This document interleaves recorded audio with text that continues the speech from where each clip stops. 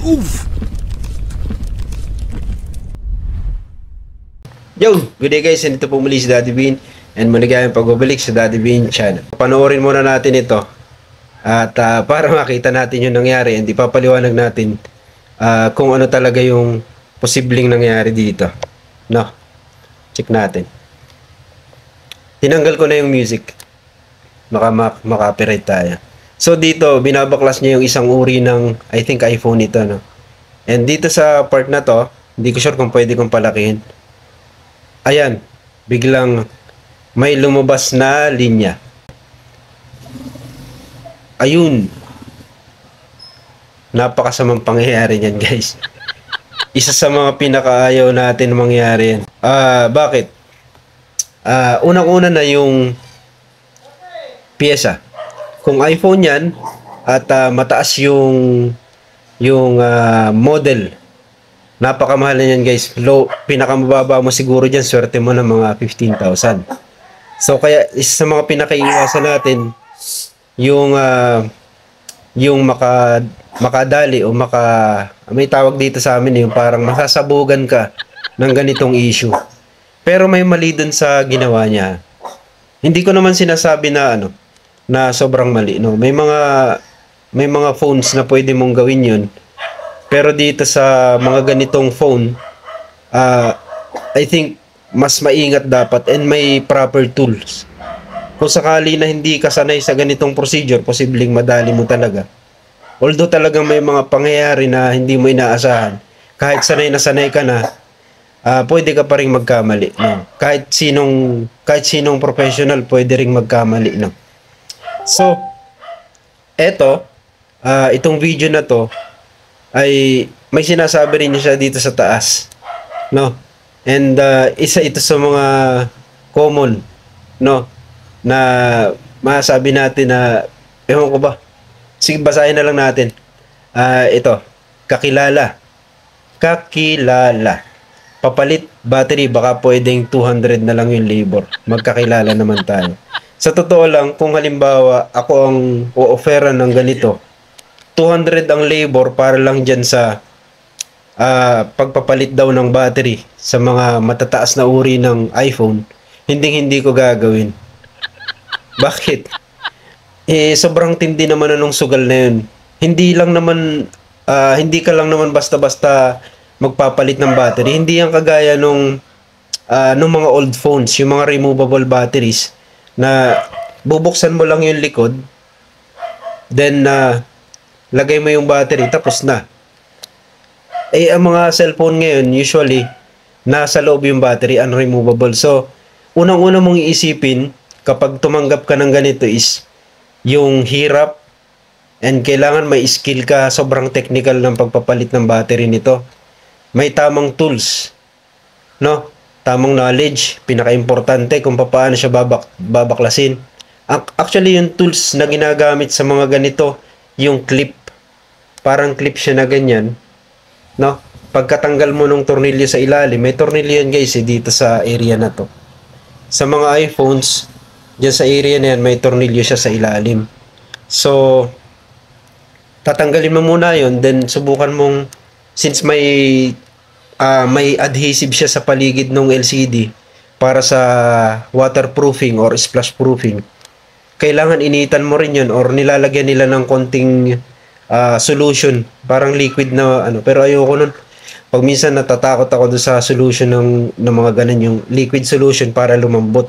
Hanggat maaari iinitan mo lang, mas safe, no? Then saka mo i-clip mo siyang ganyan. Yung sa iba may machine pa sila, no? Siguro kung ano ipapakita natin diyan.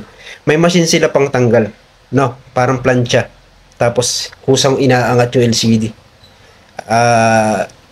Bukod doon, kailangan mo rin yung tamang knowledge. Kung wala kang mga ganung tools, make sure na ready ka. Pero yung 200, wag mong papatulan kasi sobrang sugal yan, no? Yung 200 mo, pwedeng maging 20,000 yung babayaran mo pagkatapos. So, ang tamang sagot dyan, kung ganyan, pasensya na, siguro hindi ko gagawin. Bakit? Hindi siya tumatapat dun sa risk na dapat na, ano tawag dito, yung risk na mararanasan natin just in case na magkaroon ng issue, mahirap, no? Hindi, sabi nga natin, hindi siya worth it. Kung halimbawa kaibigan mo naman or kadikit mo, pwede siguro sabihin mo na lang yung totoo. O sige, kahit hindi mo na ako bayaran, since best friend tayo, or kamag-anak naman kita. Pero sasabihin ko sa'yo, delikado itong gagawin natin sa unit mo. Just in case na may mangyaring hindi maganda, dapat ready ka. Siguro mas maganda yung ganun, no? Siguro, ayun, tapatan na lang. And yun sa mga technician na pwedeng makapanood dito, siguro, magbigay na rin kayo ng salubin ninyo kung ano yung mga posibleng reaksyon nyo dito. Kung ganito kababa yung ano. Although parang unrealistic naman para sa akin na tatanggapin mo yung 200 pesos na labor para sa pagpapalit ng ganito kamamahal na cellphone. 'Di ba? So, yun din yung main issue pag minsan yung naiinis daw yung mga technician. Well, although meron lang tayong mga experience tungkol doon. Syempre, yung mga makukulit. Pag minsan kasi may mga feeling ganun yung feeling close. Pag magpapa-repair sa'yo, feeling close. Totoo ito Totoo ito. Nararanasan ito ng karamihan. Kahit naman hindi sa repair Kahit nga yung mga simpleng tindahan lang pag may bibilin sa'yo or kahit sa mga hindi lang sa repair ito nangyayari, guys. No? Kahit saan pwede mangyari ito. Yung parang feeling kaibigan mo na pag merong hihilingin sa'yo or something like nagiging close kayo bigla. No? Kapag may kailangan sa'yo. Subukan ulit natin panoorin ito. Tingnan natin kung ano ba yung issue na nangyari dito. Kung ano yung pagkakamali niya. Okay? Unang-una, isang mapapansin nyo dito. Yan. Okay, yan. Ito, pakita ko sa inyo to. Unang-una, ginamit niya metal prying tools. Although okay lang yan. Ito. Pero medyo risky gumamit ng metal prying tools. Kailangan, alam mo yung lalim. No? Alam mo dapat yung lalim kung hanggang saan ka lang. Kasi pwedeng may masagi ka na flex dyan or may pyesa dyan. Ma-over mo yung puwersa sa LCD. Okay, paliwanag ko sa inyo mamaya kung bakit sobrang fragile din itong mga LCD na to. Although may mga bagong LCD na hindi ganun kababasagin, no? Glass kasi itong mga to. So, tuloy muna natin. So, dito, isang mapapansin nyo dito, pinapaikot niyang ganun. Iniikot niyang papaganyan. Hindi ko ginagawa yun Kasi pag ganyan ang ginagawa mo, guys, parang yung tension. Ito pakita ko sa inyo. Oops, sorry. Kapag kasi ginawa mo yun, yung tension dito halimbawa may tension dito, lapat pa itong area na to, magkakaroon ng imbalance. 'Di ba? Nakalapat pa yung LCD dun sa area na yun kasi may mga clip siya. Kada kanto niyan, pakita ko sa inyo, kada area niyan may mga clip. Halimbawa, dito sa area na to, 2. Dito sa area na to, 3. Sa taas, 2. Ulitin natin. 1, 2, 3. Ganyan karaniwan setup niyan yung mga clip. So, 2 dito, 2 dito sa taas. Basta doon, kahit hindi sumaktod, kahit di na sumaktod yung linya ko. Basta 2 sa taas, no? And sa ibaba, wala na siyang clip. Ang pinakang sumasabit sa ibaba, yung screw holder. So, yung parang, doon mo na siya i-screw, diba? So, yun yung humahawak just in case na ibaon mo na siya. Okay, so, kung hindi balanse yan, kung dito niya unang sinungkit, naka-clip pa itong mga to, malamang. Diba? So, hindi balanse yung nangyari. Ngayon, pumunta siya dito sa ilalim. Yan. Ito, tingnan nyo mabuti yung ginawa niya. Play natin. Okay, play natin saglit. Tak. Yan. Kita nyo ba yung ginawa niya?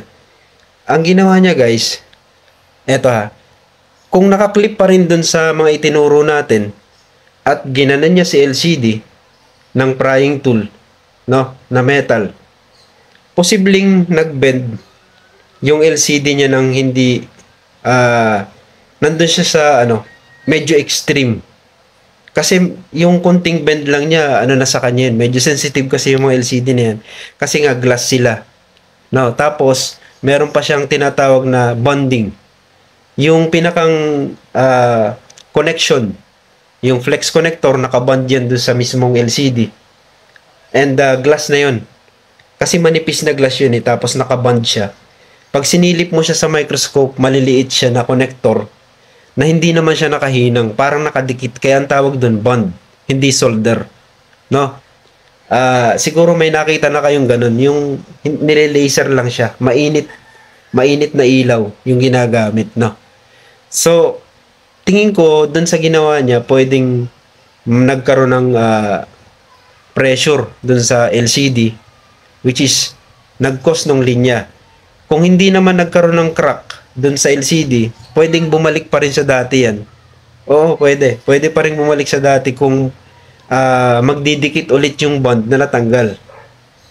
Kasi pwedeng magdikit ulit yun. Sa ibang yung mga LED TV, yung mga LED, LCD ng mga television. Pag minsan iniipitan lang nila ng mga cartoon, ng mga fillers, yung mga band na yun, para halimbawa may kumalas dito, may kumalas sa area na to, na-detect nila na pag hinahawakan nyo, nawawala yung linya, yun yung didiinan. So kapag diniinan nila yun, inirestart nila yung monitor, babalik sa dati. Pag minsan matik nawawala yung linya, no? Yung iba naman ginagawa nila dyan, kung napapansin niyo, mayroong mga trick online na iniinitan nila ng lighter yung bond, yung part kung saan may bonding. Mapapansin niyo yun sa mga LCD. Pag sinilip ninyo, parang mga connector siya na may mga linya. Oo. Kulay green. Usually kulay green yun. Na may mga connections. Pag minsan iniinitan lang nila ng konti ng lighter yun or hot air, bumabalik sa dati kasi kapag nag-expand yung mga material dun sa loob nun, yun nga lang, wag sobra. No? Kapag nag-expand siya, pwedeng mag-connect ulit. Or pwedeng kumalas lahat. So, tuloy pa natin to. Kita nyo? Kitang-kita na kaagad yung linya. So, doon pa lang nalaman na niya na patay. Parang ganun kasi yung unang maiisip mo, patay. Ano nangyari? Di ba? Tapos, tingnan ulit natin. Ine-refresh niya. Tapos, nabitawan niya yung nabitawan niya yung prying tool. Ipinahamak siya ng prying tool niya. No? Anong ginagawa ko dyan, no? Kapag ganyang mga problema. Actually, yung prying tool niya, pwede naman talaga yan. Basta, alam mo yung tamang galawan dyan. Nakaraan na siguro ako yung pagbago. Yung nadidiinan mo siya ng todo. Yun. Yung pag ibabaon mo na siyang ganyan, pag minsan, kung mahinang klase talaga yung LCD, pwedeng maglinya ka agad. No? Pero ito, since paano kung original yung LCD, nagkamali lang talaga siguro or naputukan lang siya. At isa pa pala, habang lumalaki yung LCD, mas tumitindi yung mas lumalaki yung chance na makrack mo. Walang pagkakaiba yan sa glass na subukan yung yung ganito lang kaliit na glass. Hindi masyadong prone yan sa basag. Pero subukan yung mag-handle ng glass na malaki. Halimbawa lang yung tempered, no? Isang napapansin ko, sa tempered na halimbawa ganyan lang, ganyang kalaking tempered, hindi masyadong prone sa basag. Pero, sa oras na yung tempered mo ay lumaki na, gaya dun sa mga tablet, nako, sobrang risky na yan. Parang pakiramdam ko, every time na hawakan ko, mababasag ko siya. So, yun yung isa sa mga paliwanag doon. Since yung LCD ay glass. So, habang lumalaki yung LCD natin, mas tumitindi yung chance na mabasag siya. So, dapat mas maingat tayo sa pag-handle sa kanila yung pagbe-bend. Mas malaki, mas matindi yung bending, niyan. Risk sa bending. Ibig sabihin, every time na magalaw mo siya, konting mapihit mo siya, pwedeng mag-crack na siya doon or ma-damage mo na. So, dito, unfortunately, mukhang magpapalit siya ng napakamahal na LCD. Ayan, no? Nag, naglinya talaga siya. And nabitawan niya si prying tool. Sheesh! Ang hirap niyan. Ang hirap niyan. Bakit? Kasi abono yan. Ang problema kasi dyan, lalo sa mga matataas na unit, ang hirap maghanap ng original LCD. Kung minsan, mas okay pa na bumili ka ng same unit at mas mababa yung mas mababa yung specs. Ibig sabihin, kung halimbawa ang nadali mo ay 512 gigabytes or 1 terabyte, may mga ganun na ngayon sa mga iPhone. So kung 512 gigabyte, maghanap ka ng mas mababa ng konti, 128 or 256. Bilhin mo na yung buong unit, second hand. Pwede ka rin maghanap ng mga iCloud issue ng mga ganitong klaseng phone, mas mura sila. No? Makakabili ka and mas makakamura ka doon. Yun nga lang, pahirapan. Hindi ganun kadaling maghanap nun. So, sakit ng ulo talaga pag ganito. Okay? So, yun guys, sana may naibahagi tayong mahalaga dito, no? And yun, ingat na lang sa pagbabaklas. Lalong-lalo na sa mga nanonood dito ng mga, yung mga techie at yung mga nag-aasam, no? Na makatry na mag-repair din ng mga ganitong unit, which is akala kasi nila pag minsan ganun yung sige, mas madali siguro magpalit-palit na lang ako ng LCD, palit battery, ganyan.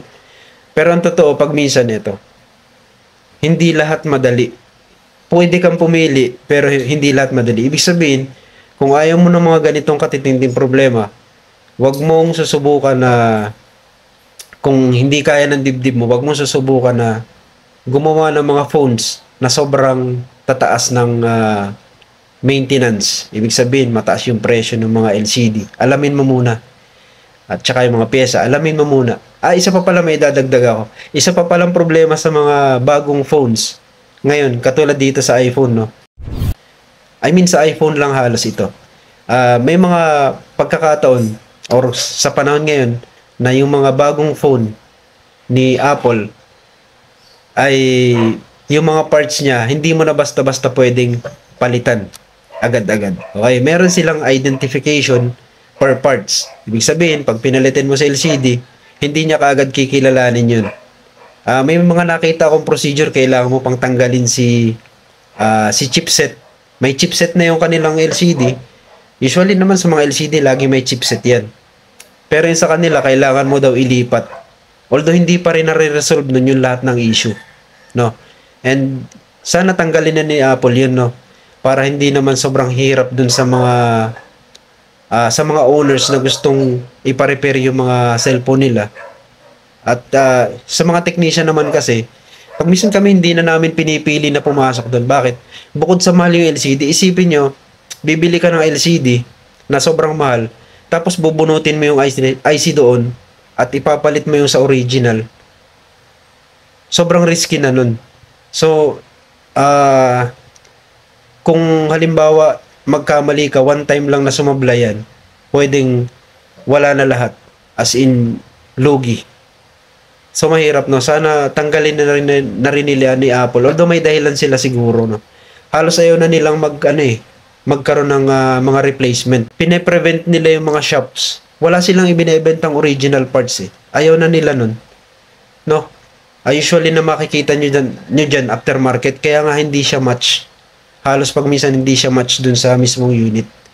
So, ganun si Apple. Hanggat maaari, ayaw nilang mag-release ng mga original parts. Kaya naman, habang tumatagal, humihirap yung mga parts nito ni Apple. Okay, so, yun lang yung masasabi natin, no? Si Apple, dahan-dahan siya nagiging mas exclusive na siya ngayon kumpara pa noon. So, sa mga gustong bumili ng mga Apple devices dyan, dapat alam ninyo alam ninyo itong mga ito. Alam ninyo kung ano yung mga dapat ninyong kaharapin kung kayo ay magiging user ng mga phone na ito, gaya nitong Apple. Habang tumatagal, mas nagiging exclusive sila. Pahirap ng pahirap, mas magastos. So kung ayaw nyo nun, Hindi kayo pwede dito huwag kayong papasok sa pagiging Apple user kung ayaw ninyo ng ganong mga klaseng issue. Okay? Ano yung mga issue? Para alam nyo, mahal ang mga pyesa. May mga issue kapag magpapalit ka ng pyesa. Yung halimbawa, yung camera lang, pag pinalitan mo, hindi niya kikilalanin. Isang simpleng pagpapalit lang ng camera. Halimbawa, nasira yung main camera mo sa likod, rear camera. Pag pinalitan mo yon, sa iPhone 12, mayroong mga ganong balita noon eh. Pag pinalitan mo yung rear camera, yun, hindi niya kinikilala. Kailangan mong i-extract yung original program. O kailangan mong anong tag dito? Kukunin mo yung data ng original ng program ng camera at i-rewrite mo o i-write mo dun sa bagong camera para kilalanin niya yung bagong camera. Pag salpak mo sa unit, posibleng makilala na siya nung phone. Ganon yung sistema nila. So, 'di ba? Baka next time pati battery, no? May mga ganun, pwedeng mag-unknown battery na or something. Okay, so yun, napapahaba na tayo. Sa may naibagi tayo mahalaga dito. And yun, ito po muli si Daddy Bean. Ingat. Bye-bye. Oof!